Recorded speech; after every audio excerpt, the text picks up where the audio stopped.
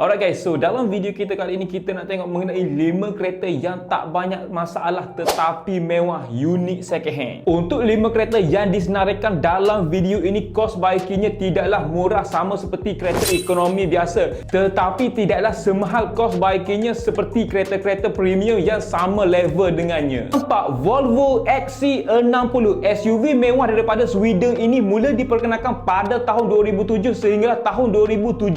Saya percaya pada hari ini ramai orang takut untuk guna Volvo ini, tetapi percayalah jika korang jumpa pomel yang betul, ini antara SUV yang korang tak akan tengok lagi kereta lain. XV60 yang kita nak tengok kali ini merupakan versi pertama ataupun varian pertama yang mana mula diperkenalkan pada tahun 2008 sehingga tahun 2013. Harga pasaran hari ini kita dah boleh dapati bermulanya daripada harga RM20,000 sehingga RM40,000 bergantung pada condition. Saya percaya jika korang tengok Volvo daripada dulu lagi sampailah ke hari ini, walaupun harganya hampir setengah juta, namun bentuk bodinya ataupun eksterior luarannya tetap sama ataupun lebih kurang sahaja. Tidak ada perubahan besar sangat yang dilakukan. Ini kerana manufacturer Volvo ini lebih pentingkan teknologi, keselamatan dan gaya klasik moden pada sebuah produk mereka. Tak heranlah mereka yang beli Volvo ini sama ada kereta ataupun SUV bukan tengok kereta semata-mata tetapi nilai pada sebuah pembuatan.